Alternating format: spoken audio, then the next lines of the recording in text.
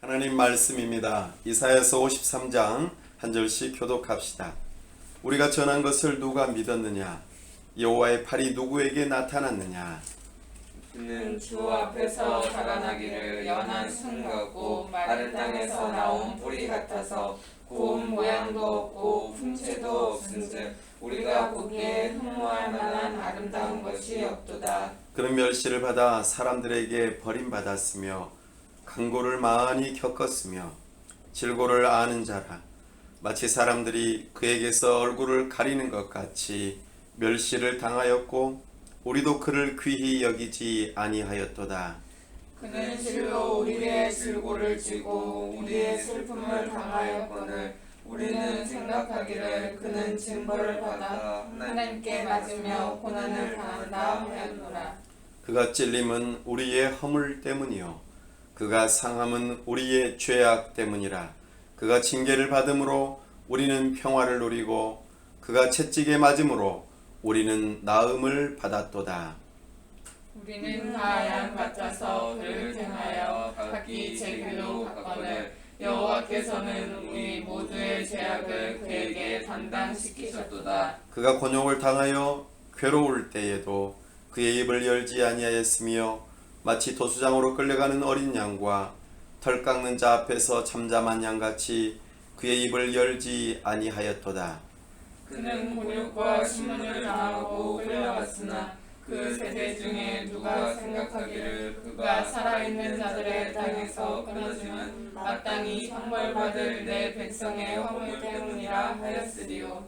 그는 강포를 행하지 아니하였고 그의 입에 거짓이 없었으나 그의 무덤이 악인들과 함께 있었으며 그가 죽은 후에 부자와 함께 있었도다. 여호와께서 그에게 상함을 받게 하시기를 원하사 질고를 당하게 하셨은즉 그의 영혼을 속건제물로 드리기에 이르며 그가 씨를 보게 되며 그의 날은 길 것이요 또 그의 손으로 여호와께서 기뻐하시는 뜻을 성취하리로다. 그가 자기 영혼에 수고한 것을 보고 만족하게 여길 것이라.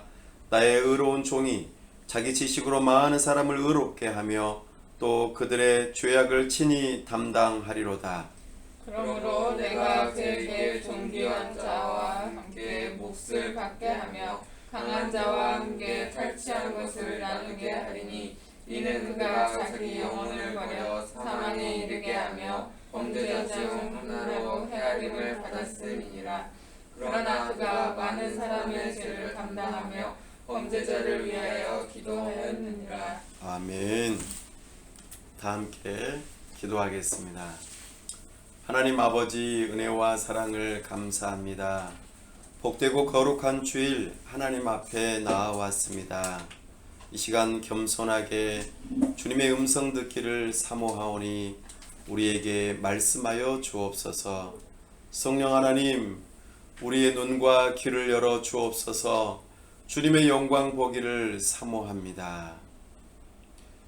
그리하여 우리의 마음이 뜨거워져 참으로 하나님을 사랑하고 우리 하나님께서 말씀하신 바대로 살아가고자 우리의 의지를 들여 겸손하게 순종을 결단하는 복된 시간 되게 하여 주시옵소서.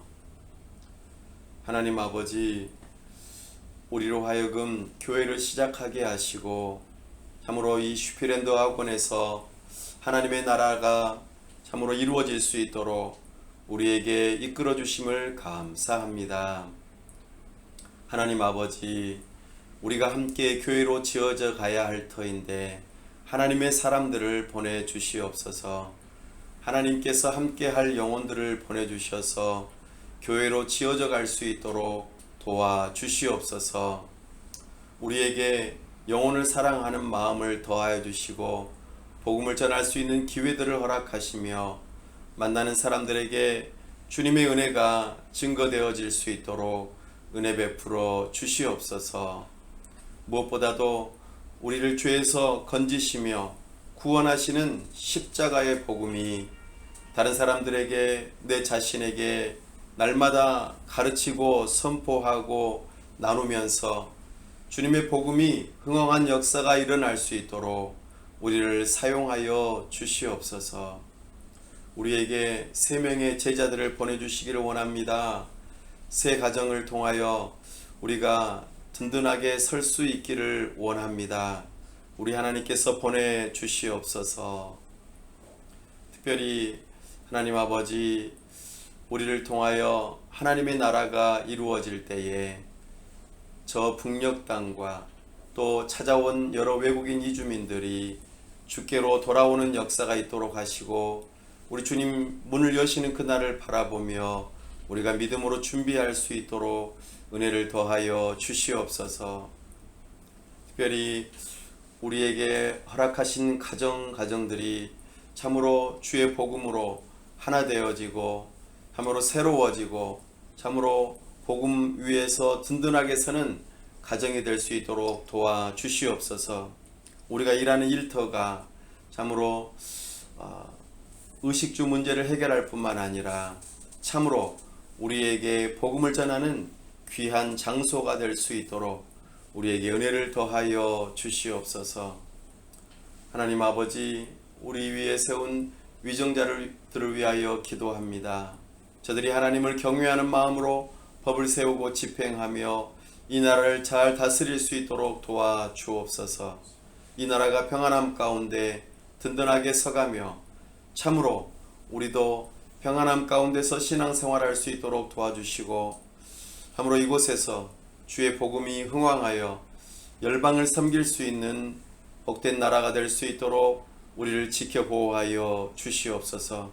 이 시간 우리 하나님께서 우리와 함께 하시고 은혜 주시기를 사모합니다. 주님의 영광 가운데 거하기를 원합니다. 우리 주 예수 그리스도의 이름으로 기도하옵나이다. 아멘.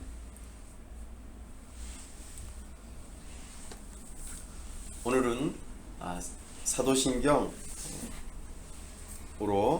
주의 말씀을 함께 나눌 때에 십자가 복음이라는 제목으로 주의 말씀을 선포합니다.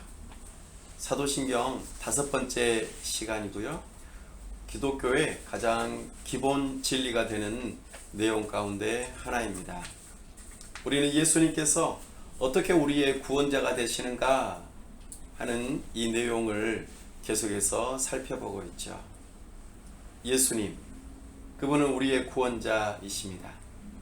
그분은 그리스도이시고 참으로 우리의 주님이 되시고 참으로 우리와 함께 하시는 놀라운 분이십니다. 그 예수님께서 우리의 구원을 위해서 오늘 너무나도 위대한 일을 하셨음을 우리가 신앙 고백 가운데서 발견합니다. 우리가 사도신경으로 신앙 고백할 때에 본디오 빌라도에게 고난을 받으사 십자가에 못 박혀 죽으시고, 이 대목이 오늘 우리가 다루게 될 대목입니다. 여기서 중요하게 다루게 될 단어가 바로 고난과 죽음입니다. 고난, 죽음. 여러분들도 지금 고난 받고 계시죠? 네, 중력의 고난도 받고 계시고, 여러 가지 태어나면서부터 우리는 죽음에 이르는 그 순간까지 모든 고통과 고난 속에 있습니다. 이 고난에 대한 질문이 우리는 자연스럽게 나타나죠. 왜 나에게 이런 일이 일어났을까? 나는 왜 이럴까? 저 사람은 괜찮은 것 같은데. 아니요. 저 사람도 똑같이 고난과 고통이 있습니다. 어느 누구 하나 사람들은 모두가 다 고난과 고통이 있습니다. 그것이 우리의 인생이라고 말하죠.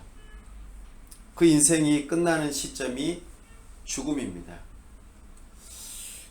이것에 대해서 사람들은 여러 가지 이야기합니다. 왜 고난이 있는가? 생로병사 이렇게 말하면서 태어나고 늙고 병들고 죽는 이런 일들이 도대체 왜 일어나는 거야? 좀 잘 살면 안 되나? 이런 거 없이, 걱정 없이 살면 안 되나 하고 다들 고민합니다. 이거 자체가 힘든 일이죠. 뭘 먹는 거 하나도 건강을 생각해야 합니다. 왜냐하면 몸이 아프면 고통받고 고난받기 때문입니다. 먹는 것뿐만이 아니죠. 사람과의 관계에 있어서도 여러 가지 일들로 어려움을 겪고 거기에서 고통과 고난을 받게 되어 있습니다. 또 열심히 잘 살기 위해서 일을 할지라도 그 일하는 것 속에서도 우리는 고통도 받고 굉장히 고난을 받으면서 힘들게 살아가죠. 왜 우리는 이렇게 힘들게 살아가야 하는가? 왜 그렇죠? 성경에서는 이것을 죄의 문제라고 말합니다. 하나님께서는 온 세상을 선하게 지으셨어요. 좋으신 하나님께서 모든 것을 좋다고 하셨고 우리 사람을 지으실 때는 매우 좋다고 하셨습니다. 그런데 이 좋은 세상이 왜 이렇게 고통스럽고 고난이고 힘들고 결국에는 죽음으로 끝나게 되는가? 바로 죄 때문이라고 말합니다. 죄가 세상에 들어오므로 사람들이 병에 들기도 하고 아무리 수고하고 노력해도 그 수고하고 노력한 만큼의 대가를 받지 못하고 관계가 틀어지고 싸우게 되고 여러 가지 그런 일들로 인하여 범죄하게 되고 그렇게 해서 사람을 상해하기도 하고 심지어는 죽이기까지 하는 이런 일들이 우리의 인류의 역사 가운데 반복해서 계속해서 나타나는 일입니다. 사람이 고통받고 고난받고 죽는 이 문제는 결국에는 죄의 문제라는 것을 성경에서는 말합니다. 여러분은 어떻게 생각하십니까? 이런 문제가 어디에서 왔다고 생각하십니까? 성경은 분명히 죄의 문제라고 말합니다. 그런데 성경에 보면 정말 죄가 하나도 없는 것처럼 보이는 하나님께서 인정해 주시는 의인이 있었는데요. 그 사람은 죄도 지은 것 같지도 않고 하나님께서 인정할 정도로 엄청난 의인인데 왜 고통을 받으셨대요? 라고 질문할 수도 있겠습니다. 그 사람이 누굴까요? 한 글자입니다. 그 사람의 이름은 욥입니다. 욥은 동방에서 엄청난 부자였어요. 그리고 자식들도 10명이나 있었습니다. 남부러울 것 없는 사람이었죠. 그 사람은 하나님을 경외하는 사람이었고 날마다 하나님께 제사를 지내면서 자기 자신의 죄를 돌아보고 혹시라도 뭔가 문제가 있으면 안 되겠기에 그는 하나님 앞에서 정말 경건하고 거룩하게 살려고 애썼던 사람입니다. 자기 자신뿐만 아니라 자녀들을 한 사람 한 사람 다 챙기면서 거룩한 삶을 살 수 있도록 굉장히 격려하죠. 그런 사람인데 그런 사람에게도 고통이 찾아왔어요. 고난이 찾아왔어요. 어떤 것이죠? 먼저는 그가 가진 모든 재산들이 한꺼번에 잃어버리는 일을 겪게 됩니다. 동방에서 부자인데 한꺼번에 모든 것을 다 잃어버렸어요. 내 저금통에, 돼지 저금통에 있던 돈이 한순간에 다 사라져 버렸어요. 기분이 어떨까요? 내가 돈을 많이 가지고 있지 않다면 별로 문제가 안 되는데 돈이 엄청 많은 사람이 하루아침에 거지가 됐다고 생각해 보세요. 살아갈 힘이 없겠죠? 정말 절망적일 것입니다. 그런데요, 그 욥은 10명의 자녀가 있었는데 엎친 데 덮친 격으로 그 10명의 자녀가 하루 한 날 동시에 다 죽어버렸어요. 사고로. 욥에게는 엄청난 고난과 고통이 찾아왔습니다. 특별히 잘못한 것도 없는데 그런 일이 발생하고 말았어요. 10명이나 되는 자녀가 하루아침에 사라져 버렸어요. 자식을 먼저 보내는 이 아픔은 정말 겪어보지 않은 사람은 모르겠죠. 보통은 자식이 부모님보다 먼저 간다고 하면은 부모님 가슴에 못을 박는다고 그래요. 빼지 못할 못, 엄청나게 힘든 상황이 된다고 말합니다. 이런 일이 지금 욥에게 발생한 것이죠. 그런데요, 욥은 그것보다도 더 힘든 일이 이제 또 발생합니다. 자기 몸에 피부병이 생겼어요. 얼마나 몸이 가려운지 기왓장으로 이렇게 막 긁어도 피가 날 정도로 막 긁어도 잠깐 시원하고 계속해서 가렵고 아픈 거예요. 진물이 나고 온몸에서 계속해서 막 진물이 나고 몸이 이상하게 막 변하는 거예요.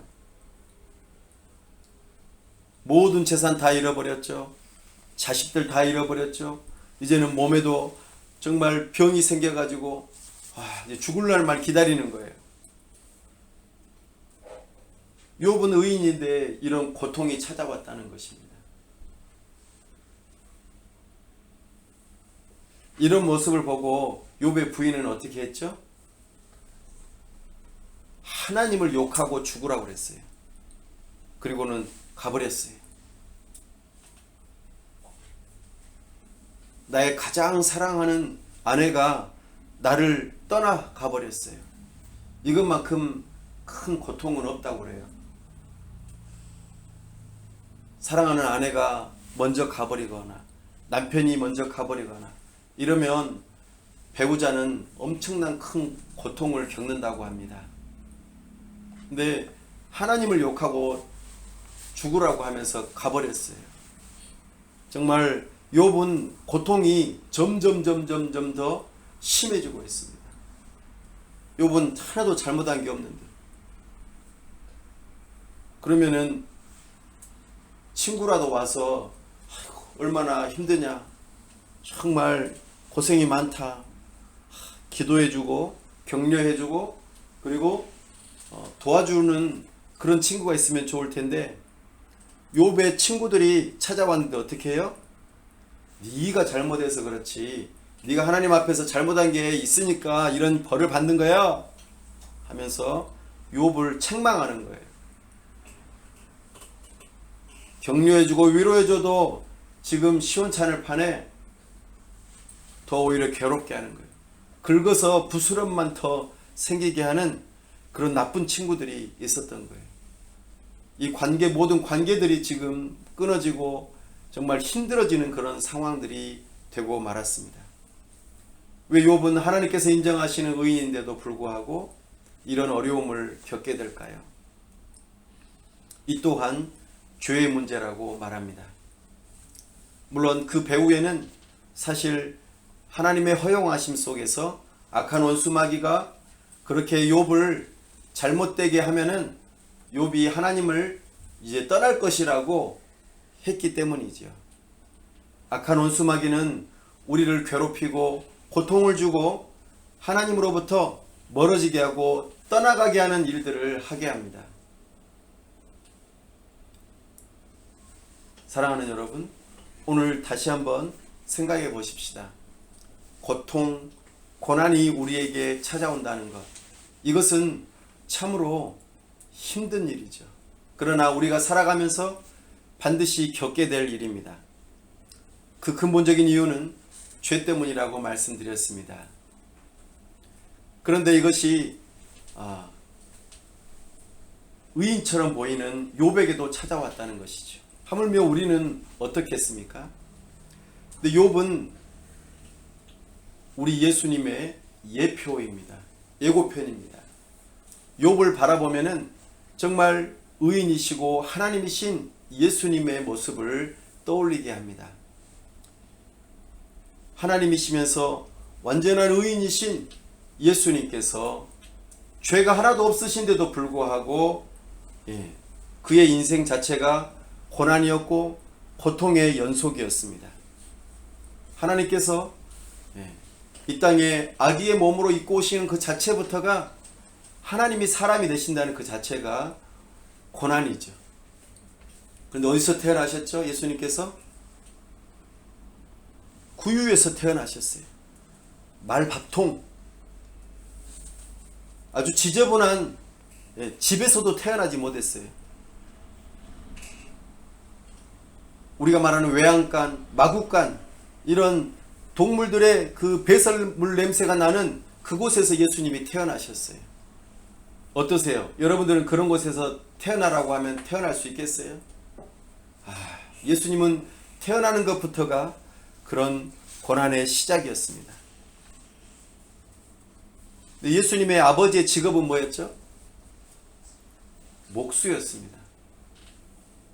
목수는 직업에 귀천은 없지만 몸으로 고된 노동을 해야 하는 일이에요.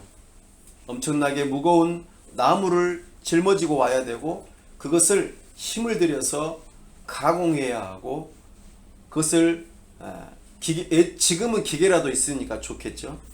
당시에는 그런 기계가 없었어요.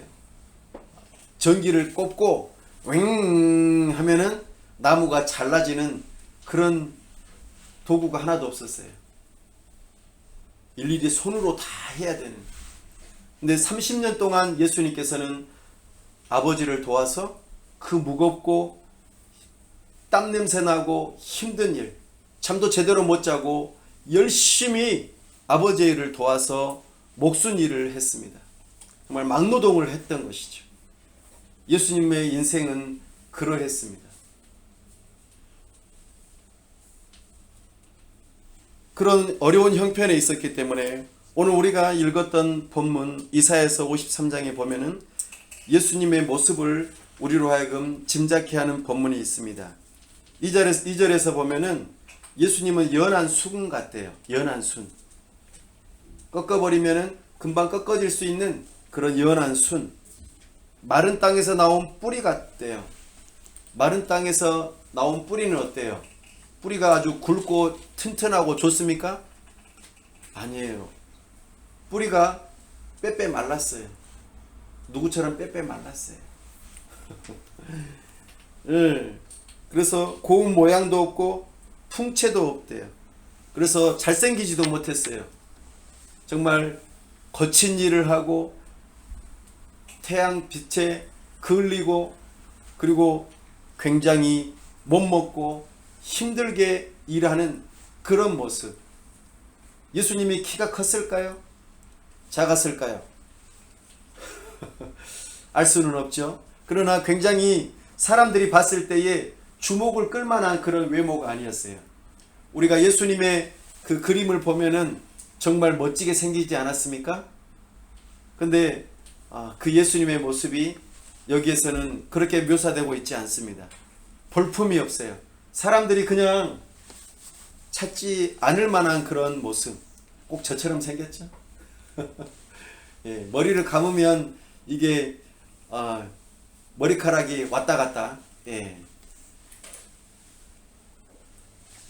근데 그 예수님은 멸시를 받는데요. 사람들에게 버림을 받았답니다. 왕따 당하고. 예수님은 간고를 많이 겪었대요. 간고가 뭐죠? 가난해서 정말 겪는 어려움을 간고라고 합니다. 가난했어요, 예수님은. 먹을 것을 끼니를 걱정하는 그런 삶을 살았습니다. 굉장히 힘든 일을 하면서도 굉장히 어려운 삶을 살았어요. 로마 정부는 그들을 향하여 세금을 걷어내고 저축할 수 있는 돈을 다 빼앗아가면서 어렵게 살아갔습니다. 귀히 여김을 받지 못하였습니다. 4절 말씀 보시죠. 그는 실로 우리의 질고를 치고, 질고가 무엇입니까? 질병을 앓는 고통입니다. 예수님도 질병을 아신대요. 여러분들도 병에 걸려서 아프면 어때요? 매우 힘들죠. 예수님께서 그 질고를 아신다고 말씀하십니다. 그리고 슬픔을 당하셨다 말씀하십니다. 예수님도 우셨습니다. 힘들어서 우셨습니다. 예수님께서도 슬프셔서 우셨습니다. 예수님은 그렇게 고난 당하셨습니다. 그의 인생이 자체가 고난입니다. 십자가에 못 박히기 위해서 일주일 동안 그 고난 당하신 그 고난, 잠깐의 그 고난이 고난이 아니라 그의 생애 전체가 다 고난이었고 고통이었음을 우리로 하여금 알게 합니다. 왜 예수님은 죄가 없으신 분이신데 이런 고통과 고난을 당하셨을까요? 바로 고통당하고 고난당하는 우리를 위로해 주시기 위해서, 우리의 형편을 이해하시기 위해서, 그래서 우리에게 참된 위로를 주시고자, 우리를 긍휼히 여기시고자 당신이 몸을 입고 사람으로서 겪을 수 있는 모든 고통을 다 겪으셨어요. 예수님은 자기 몸뿐만 아니라 사랑하는 제자들로부터 버림받고 자기 가족들로부터 예수님 미쳤다고 30년 동안 열심히 목수로서 일하다가 갑자기 하루아침에 메시아라고 하면서 집을 나가서 정처 없이 떠돌면서 사람들에게 얻어먹으면서 집도 없이 다른 사람의 거처를 이용해서 살아가면서 3년 동안 그렇게 복음을 전하고 메시아라고 그렇게 선포하는 모습을 볼 때에 가족들이 얼마나 기가 찼겠어요? 그래서 가족들이 예수님 미쳤다고 생각하고 잡으러 왔어요. 그런 고통을 겪었습니다. 예수님은 그런 분이세요. 정말로 너무나도 큰 고통을 겪으셨습니다. 그뿐만이 아니죠. 예수님은 진짜 십자가에서 엄청난 고난을 겪으셨습니다. 그 고통은 이루 말할 수 없습니다. 이 모든 것들이 예수님께서 우리를 위로하시고 우리를 긍휼히 여기시고자 우리를 향하신 그 고난을 겪으셨다는 것을 기억합시다. 오늘 우리 주님께서는 우리를 위로해 주십니다. 예수님께서 이런 것까지 겪으셨겠어? 아니요. 모든 낮아지심으로 우리의 고통을 알고 계십니다. 우리의 고난을 알고 계십니다. 내가 너를 안다. 내가 너의 형편을 안다. 용기를 잃지 마라. 내가 너를 도와주겠다. 내가 너의 힘이다. 예수는 나의 힘입니다. 예수는 우리의 힘입니다. 예수님의 이름을 부르고 힘을 얻읍시다. 용기를 냅시다. 예수님이 우리를 위해서 고난을 받으셨습니다. 예수님께서는 우리 신앙 고백에서 빌라도에게 고난을 받았다고 했죠. 빌라도는 본디오 빌라도, 당시 예수님 당시에 총독입니다. 로마의 총독. 왜 이런 고백이 나왔을까요? 예수님은 가상의 인물이 아닙니다. 사람들에게 안 보였던 분이 아닙니다. 사람들의 상상에 의해서 만들어진 분이 아닙니다. 역사적으로 실존하신 분이십니다. 예수님의 고통과 고난이 실제적인 일이 아니라면 우리의 구원은 가짜가 됩니다. 소설이 되고 말아요. 예수님은 실존 인물이신 것을 이 본디오 빌라도에게 고난받았다라고 하는 이 고백 가운데에 우리에게 가르쳐 주십니다. 예수님은 실존 인물이세요. 로마 총독에게 그렇게 고난을 받았다. 그러면 본디오 빌라도는 아마 억울하다고 할지도 모르겠어요. 왜요? 본디오 빌라도만 예수님을 고난을 준 게 아니기 때문이죠. 유대인들, 종교 지도자들, 헤롯 왕, 그리고 빌라도, 그 모두가 다 예수님을 죽이는 그 일에 그날만큼은 다 한패가 되어서 예수님을 죽이는 일에 앞장섰기 때문입니다. 물론 오히려 억울할 수도 있어요. 빌라도는 예수님을 신문해 보니까 죄가 없어요. 그러니까 죄가 없다, 나는 이 예수님을 그냥 몇 대 때리고 놓아주기를 원한다, 이렇게 판단을 했어요. 그러나 사람들은 그걸 원하지 않았어요. 예수님을 십자가에 못 박아 죽이라고 말했습니다. 예수님은 로마 제국으로부터 반역을 하려고 하는 자라는 거짓된 명분을 내세워, 죄목을 내세워서 예수님을 죽이라고 말했습니다. 빌라도는 부담이 됐어요. 내가 신문해 보니 죄는 없는데 반역죄로 그렇게 몰아가고 있는 것입니다.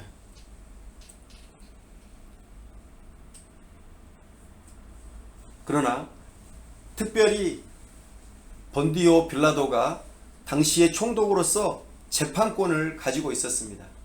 사람을 살리기도 하고 죽이기도 하는 재판권이 있었기 때문에 본디오 빌라도에게 권한을 받았다라고 하는 그 고백이 나온 것입니다.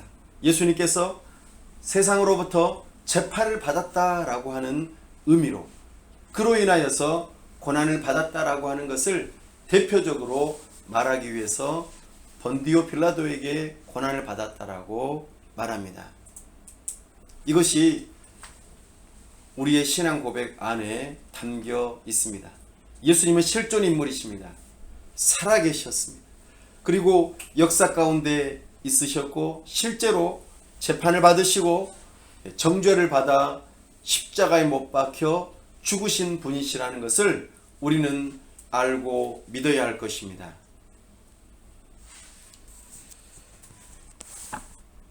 그런 예수님께서 이제 어떻게 죽음을 죽으셨는가, 이것이 오늘 우리에게 굉장히 중요합니다. 예수님은 어떻게 죽으셨죠? 예수님은 십자가 형벌을 받으셨어요. 이렇게 십자가 형벌을 딱 십자가 형틀에 매달려서 죽으셨어요. 아니, 세상에 많은 형벌이 있고 또 사람을 죽이는 방식이 있는데 왜 꼭 예수님은 십자가 형벌을 받아야만 했을까요? 혹시 여러분들은 이런 궁금증을 가져보신 적 없으십니까? 세례 요한처럼 단칼에 고통 없이 싹 고통 없이 싹 죽이면 얼마나 좋아요. 깨끗하고, 그죠? 그것도 끔찍하죠. 그러나 끔찍한데 죽는 사람 입장에서는 고통 없이 죽잖아요. 한 번에, 그죠? 목이 잘렸는데 아프다 막 이러지는 않을 거 아니에요. 금방 바로 딱 죽습니다. 아니면 조금 더 하면 스데반 집사님처럼 돌에 맞아 죽으면 어떨까요? 그거 좀 많이 아프겠네요. 계속 돌을 맞아야 되니까. 근데 돌에 맞아서 그래 어느 정도 고통받다가 딱 한꺼번에 한 번에 싹 죽는 거, 이거는 어떻습니까? 그것도 싫어요? 아니면 독을 마시는 거예요. 사약을 받으라. 사약은 너무 많이 먹으면 배부를까요? 사약을 딱 마시고 조금 이렇게 있다가 피를 한번 쏟아내고 하고 딱 죽으면 어떨까요? 그것도 좀 아플까요? 아무튼 죽는 것은 이제 힘든 일이죠. 그러나 예수님께서 그런 죽음을 죽지 않으시고 왜 꼭 십자가 형벌을 받으셔야 했느냐라는 것이죠. 이것이 우리에게 있어서는 정말 큰 숙제입니다. 당시에 십자가형은 어떤 의미를 가지고 있습니까? 십자가형은 로마 정부를 향하여서 반역한 사람들에게 주어지는 형벌입니다. 반역. 십자가형은 반역입니다. 반역죄는 엄청나게 큰 죄예요. 동서고금을 막론하고 반역죄를 저질렀다고 하는 것은 아주 크게 다뤄야 할 죄목입니다. 우리나라는 3족을 멸했고 중국은 9족을 멸한다고 그래요. 아주 씨를 말린다고 그러죠. 반역죄는 그만큼 무서운 죄예요. 로마 정부도 마찬가지로 반역에 대해서는 가볍게 여기지 않았습니다. 그래서 반역죄를 저지르면 이렇게 고통스러운, 사람들이 개발해낸 가장 고통스럽고 가장 힘든 형벌이 십자가 형벌입니다. 좀 더 자세히 설명을 드리면 십자가 형벌을 받기 전에 사람이 어떤 형벌을 받냐면은 매로, 그러니까 이렇게 회초리로 치는 그런 형벌을 받습니다. 회초리로 치는데 회초리 끝에는 여러 가지 날카로운 것들, 쇳덩어리 같은 것들, 또 아주 날카로운 것들이 끝에 매달려 있어요. 그래서 회초리로 치면 어떻게 될까요? 그것이 사람의 살을 확 잡아가지고는 뜯어내는 거예요. 끔찍하죠. 그러니까 그 회초리로 치는 것으로 얼마나 많이 맞으면은 그 사람이 거의 한 절반은 죽는 거예요. 절반은. 회초리로 치는 형벌을 그리고 그 형벌을 받은 다음에 십자가 형틀을 자기가 직접 메고 걸어가야 돼요. 무거운 나무를 짊어지고 걸어가야 돼요. 예수님이 짊어지지 못하니까 구레네 사람 시몬에게 대신 억지로 지게 하죠. 엄청 무거운 그 십자가를 짊어지고 갑니다. 이제 거의 반은 다 죽었어요. 근데 이제 십자가 형틀을 매다는 그곳에 가면은 어떻게 해요? 누워가지고는 손에다 못을 박아요. 못을. 사람 생살에다 못을 박으면 어떨까요? 아플 뿐만 아니라 피가 나와요. 발에다도 못을 박아요. 발을 모아가지고. 엄청나죠? 얼마나 고통스럽겠어요. 근데 바로 안 죽어요. 이 고통스러운데 바로 안 죽어요. 계속해서 조금씩 물과 피를 막 흘리는 거예요. 조금씩. 그리고 사람을 매달아 놓으니까 어때요? 몸이 점점 처지겠죠? 점점 처지니까 어떻게 돼요? 몸이 무거우니까 사람이 점점 자기 몸에 의해서 점점 질식해 가는 거예요. 피는 피대로, 물은 물대로 흘리고 사람이 점점 질식해 가는 거예요. 목이 말라요. 점점 타들어가요. 근데 빨리 안 죽어요. 계속해서. 근데 그 십자가 형벌 받는 사람들은 전부 다 막 옷도 다 벗겨놨어요. 팬티만 입혀놨어요. 얼마나 수치스러워요. 근데 이 모든 사람들 공개적으로 다 보는 앞에서 팬티만 입고 있어요. 그리고 점점 피를 흘리면서 계속해서 질식해 가요. 이런 형벌이 보통은 3일 정도 가요. 3일 동안 계속해서 매달려서 피를 흘리면서 조금씩 고통스럽게 죽어가는 거예요. 많은 사람은, 긴 사람은 일주일도 가요. 이런 무서운 형벌이 십자가 형벌이에요. 예수님은 왜 이런 형벌을 받으셔야 했냐고요. 예수님은 죄가 하나도 없으신데 말이죠. 그가 찔림은 우리의 허물 때문이요. 그가 상함은 우리의 죄악 때문이라. 그가 징계를 받음으로 우리는 평화를 누리고 그가 채찍에 맞음으로 우리는 나음을 받았도다. 우리는 다 양 같아서 그릇 행하여 각기 제 길로 갔거늘 여호와께서는 우리 모두의 죄악을 그에게 담당시키셨다. 사랑하는 여러분, 예수님께서는 죄가 있으셔서 이런 형벌을 받으시는 게 아닙니다. 시대를 잘못 만나서 그런 게 아닙니다. 하나님의 때에 하나님께서 정하신 방법대로 이 십자가 형벌을 받으시는 것입니다. 바로 반역죄입니다. 예수님께서 반역을 했습니까? 아니요. 결코 그렇지 않습니다. 예수님은 반역을 하신 적이 없어요. 그러나 사람들이 반역죄로 몰아갔죠. 그러나 하나님께서는 이 반역죄가 예수님의 반역죄가 아니라 누구의 반역죄라고요? 우리의 반역죄입니다. 저의 반역죄, 여러분의 반역죄, 우리 모든 인류의 반역죄를 대신 짊어지시기 위해서 십자가 형벌을 받으셨습니다. 사랑하는 여러분, 사람들이 왜 고통과 고난을 받는다고 했습니까? 왜 죽는다고 했죠? 성경에서는 그 원인이 뭐라고 그랬습니까? 죄라고 그랬습니다. 근데 그 죄가 어떤 죄인가? 이것을 알려주는 것이 십자가 형벌입니다. 십자가 형벌의 죄목은 반역죄입니다. 우리 모든 인류는 아담의 범죄함으로 인하여 모두가 다 똑같은 죄를 지었습니다. 아담이 무슨 죄를 지었습니까? 하나님의 말씀에 불순종하는, 내가 하나님이 되고 싶어 하는 그 반역죄를 저지름으로 온 인류의 죄가 되고 말았던 것입니다. 아담의 죄가 반역죄입니다.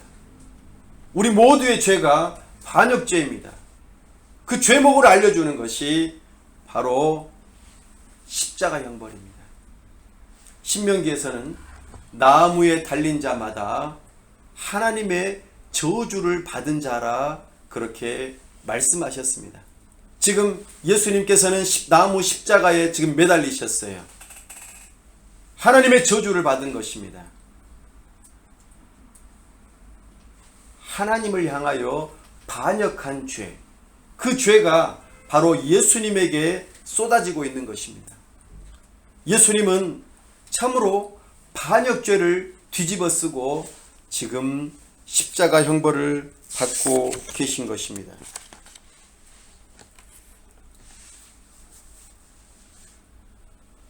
나는 죄인입니다. 나는 반역 죄인입니다. 하나님을 향하여 나는 반역한 죄인입니다. 하나님을 향하여 반역한 죄는 이처럼 끔찍한 형벌을 받습니다. 이것을 알려주기 위한 형벌이 십자가 형벌입니다. 극악무도한 죄인, 반역 죄인이 겪는 바로 이 형벌 말입니다. 죄는 이만큼 무섭습니다. 엄청난 것이죠. 나는 그렇게까지 죄 지은 적 없는데요. 아니요. 성경에서는 아담의 범죄함이 모두의 범죄함이라고 말씀하고 있습니다.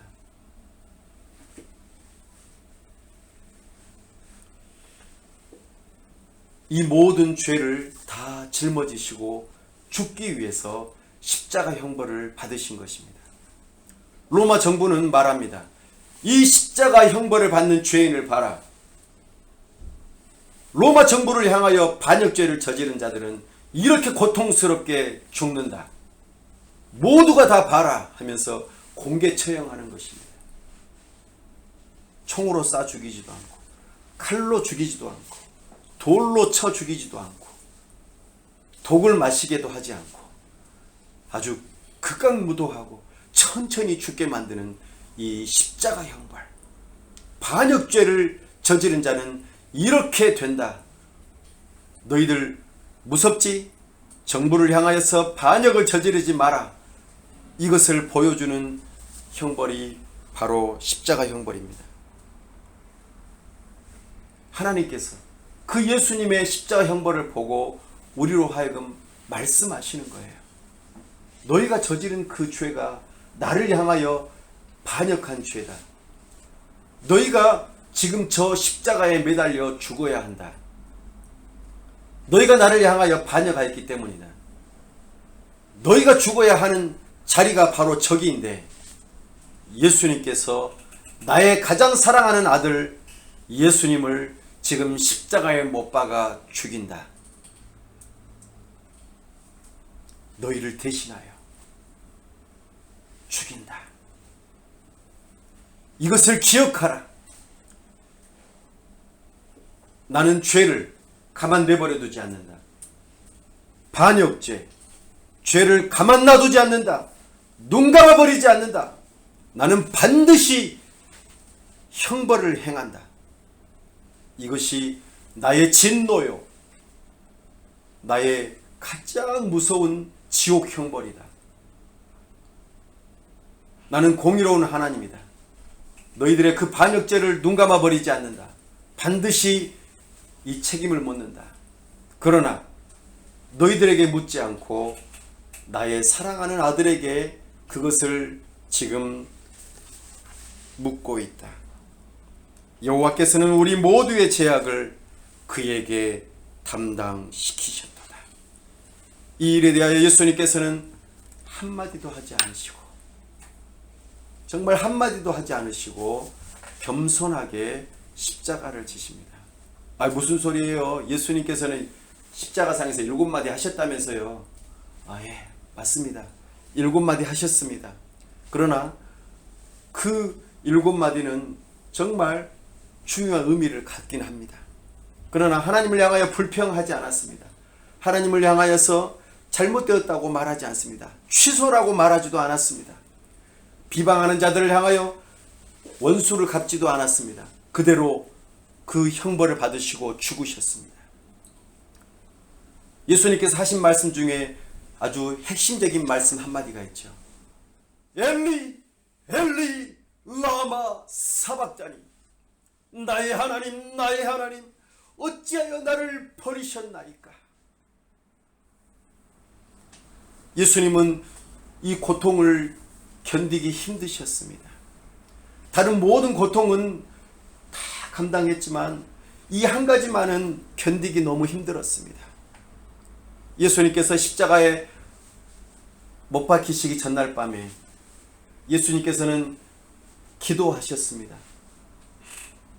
땀방울이 피가 흐르는 것처럼 그렇게 엄청난 고통 속에서 기도하셨어요. 그 기도 제목이 뭐였습니까? 제발 이 잔만큼은 옮겨주십시오. 제발 이 잔만큼은 옮겨주십시오. 이 잔은 어떤 잔일까요? 하나님으로부터 외면당하는 잔입니다. 다른 건 다 견디겠다. 사람들로부터 배신당하고 또 이 십자가에 못 박히고 채찍질 당하고 이 수치와 창피당하는 것까지는 내가 다 견디겠다. 그러나 아버지 하나님으로부터 버림받는 것은 도저히 견딜 수 없는 가장 극한의 고통이라는 것을 예수님은 알고 계셨습니다.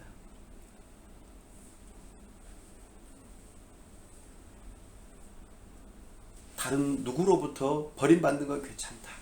그러나 아버지 하나님으로부터, 지금 내가 영원토록 늘 항상 함께 교제하며 사랑의 관계로 계셨던 아버지 하나님으로부터 내가 외면을 당할 때에 나는 그 고통은 견디기 힘들다.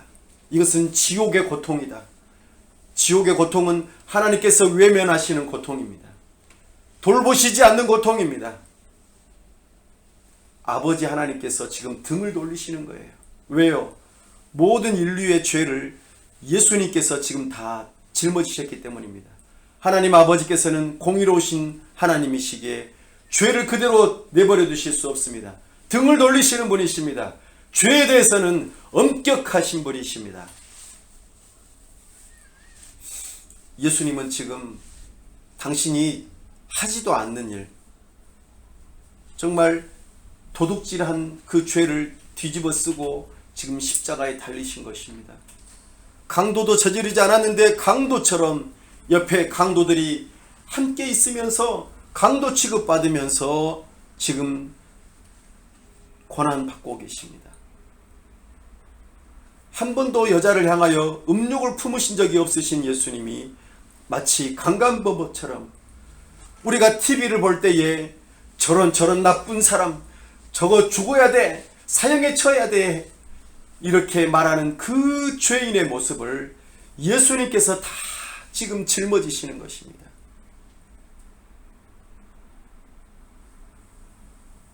얼마나 수치스럽습니까? 그런데 아버지 하나님께서 그 죄를 다 뒤집어 쓰시는 예수님을 향하여 등을 돌리셨어요. 나 네 모른다. 나 네 모른다. 나 너 모른다. 이것만큼 더 슬픈 고통이 어디 있을까요? 내가 지금 힘든데 내 부모님이 나 너 모른다. 너 혼자 가서 알아서 해. 너가 혼자 알아서 교도소 가든지 마음대로 해. 만약에 이렇게 버림받았다고 생각해 보십시오. 그것도 감당하기 힘들 터인데 지금 영원하신 아버지 하나님께서 성자 예수님을 지금 버리시겠다고 말씀하십니다. 그것도 당신의 죄가 아닌 온 인류의 죄를 대신 짊어지게 하시면서 말입니다. 10절 말씀 함께 읽어보십시다. 여호와께서 그에게 상함을 받게 하시기를 원하사 질고를 당하게 하셨은즉 그의 영혼을 속건제물로 드리기에 이르면 그가 씨를 보게 되며 그의 날은 길 것이요 또 그의 손으로 여호와께서 기뻐하시는 뜻을 성취하리로다. 아멘. 사랑하는 여러분, 예수님께서는 우리의 모든 죄를 다 짊어지시고 십자가에서 죽으셨습니다. 당신의 죄가 아닌 바로 나의 죄, 우리의 죄 때문에 말입니다. 그의 영혼을 속건제물로 드리셨습니다. 속건제물은 보상의 의미가 담겨 있죠. 죄 지은 사람이 그 죄의 값을 치러야 되는 것이죠. 우리 예수님은 죄가 없으신데도 불구하고 우리를 대신하여 죄인이 어떻게 죄의 문제를 해결할 수 있겠습니까? 죄가 없으신 예수님만이 우리의 죄를 짊어지실 수 있으십니다. 그 예수님의 그 놀라우신 사랑, 하나님 아버지께서 당신의 아들을 주시기까지 내어 버리시기까지 사랑하신 그 사랑, 십자가는 하나님의 공의를 만족시키시면서도 하나님의 사랑을 드러내시는 장소가 바로 십자가입니다. 어느 누구도 예상치 못했고 어느 누구도 상상하지 못했던 이 놀라운 십자가, 하나님을 향하여 반역한 사람들을 향하여 예수님을 대신 십자가에 못 박아 죽이시면서까지 우리를 살리시고자 하는 그 놀라우신 사랑, 이것이 바로 십자가 복음입니다. 이것을 믿는 자들에게 하나님께서는 구원의 은혜를 주시겠다 약속하십니다. 그의 죄를 다 씻으시겠다고 약속하십니다. 그를 의롭다고 여겨주시겠다고 말씀하십니다.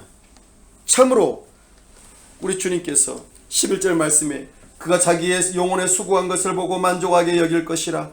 나의 의로운 종이 자기 지식으로 많은 사람을 의롭게 하며 또 그들의 죄악을 친히 담당하리로다. 아멘. 예수님께서 십자가를 지시고 죽으신 가장 큰 이유는 바로 우리의 죄를 담당하시기 위하심입니다. 우리는 더 이상 이제 죄인이 아니라 사탄의 종이 아닙니다. 죄의 종이 아닙니다. 바로 이제는 하나님의 종이요, 의의 종이요, 예수님의 종으로 우리를 부르시겠다고 약속하십니다. 그런 예수님을 믿으십시오. 그렇다면 그들에게는 분명히 참으로 의의 종이요, 자유의 종이요, 참으로 하나님의 종이 되게 하시겠다 약속하십니다. 이 약속을 믿는 자들에게 하나님께서 구원의 은혜를 주십니다. 참으로 이제는 신분이 바뀝니다. 옛사람이 새사람이 되고 죄인이 의인이 되며 참으로 죽었던 자가 살아나는 놀라운 역사가 일어나는 것이 바로 이 십자가 복음을 믿는 자들에게 주어지는 선물입니다. 사랑하는 여러분, 이것은 값없이 주시는 하나님의 선물입니다. 꼭 받으십시오. 꼭 받으십시오. 내 힘으로는 의인이 될 수 없습니다. 내 힘으로는 죄의 굴레를 벗어날 수 없습니다. 내 힘으로는 하나님을 반역한 그 죄를 씻을 수가 없습니다. 부디 제발 헛고생하지 마시고 겸손하게 하나님 앞에 나아오십시오. 그런 자들만이 구원의 은혜를 받을 수 있습니다. 이것이 예수 그리스도의 십자가의 놀라운 죽음의 선물입니다. 이것을 믿음으로 받으십시오. 믿음으로 받는 자들에게 우리 주님께서는 놀라운 선물, 영원한 생명을 약속하십니다. 우리 주님께서는 죽으셨을 뿐만 아니라 다시 살아나셨기 때문입니다. 사랑하는 여러분, 오늘 이 십자가 복음을 믿으시고 나의 것으로 받으십시오. 그런 자들은 예수님께서 대신 저주를 받으셨다는 그 놀라운 그 은혜가 여러분의 것이 될 것입니다. 이 놀라운 구원의 은혜가 저와 여러분에게 있기를 간절히 바랍니다. 기도하겠습니다. 하나님 아버지, 은혜와 사랑을 감사합니다. 참으로 우리를 위하여 고통당하시고 우리를 위하여 고난당하신 주 예수 그리스도를 발견합니다. 참으로 우리 주님의 그 놀라우신 사랑과 은혜 가운데 우리가 바라보며 우리가 위로를 얻기를 원합니다. 우리를 위하여 고통당하시고 고난당하신 그 예수님 감사합니다. 찬송합니다. 우리 위하여 이 땅에 오시고 참으로 고난받으셔야 돼요. 참으로 우리 주님께서 불의하게 재판받으시고 참으로 반역죄를 지시며 십자가 형벌을 받으셨던 그 놀라우신 사랑을 발견합니다. 내가 그 자리에 있어야 하는데 내가 하나님을 향하여 반역죄를 저지르고 그렇게 죽어 마땅하며 하나님으로부터 외면당하고 버림을 받으며 지옥 형벌을 받아야 하는데 우리 주님 지옥 형벌과 같은 그 엄청난 고난을 당하시고 우리 아버지 하나님으로부터 외면당하시며 죽으셨던 그 사랑을 이 시간 말씀을 듣습니다. 그 사랑을 감격하며 이제 우리가 주님 믿기를 원합니다. 그분의 사랑, 우리의 죄를 대신하신 그 사랑, 당신의 아들, 독생하신 아들을 내어주시기까지 사랑하신 그 사랑을 내가 깨달아 우리 주님의 그 피값으로 내 죄가 씻어지고 참으로 우리 주님의 그 의로우심으로 내가 의로워진다는 이 놀라운 은혜의 복음을 내 것으로 받아들입니다. 아버지 하나님, 이것을 믿는 믿음으로 살게 하여 주옵소서. 아버지 하나님, 도와주시옵소서. 우리의 심령이 뜨거워지게 하시고 이 사랑이 나를 강권하여 내 삶이 새로워지고 변화되어지며 주님의 복음을 증거하기 위하여 내 생명을 드려도 아깝지 않을 만한 귀한 복음이 되게 하여 주시옵소서. 우리의 심령이 뜨거워지게 하여 주옵소서. 성령 하나님 은혜 베풀어 주시옵소서. 이 시간 우리에게 은혜를 허락하여 주시옵소서. 아버지 하나님 도와주시옵소서. 주여, 이 복음이 우리를 살게 합니다. 그 사랑이 우리를 살게 합니다. 오 주여, 우리에게 은혜를 허락하여 주시옵소서. 아버지 하나님 도와주시옵소서. 우리 주 예수 그리스도 이름으로 기도하옵나이다. 아멘.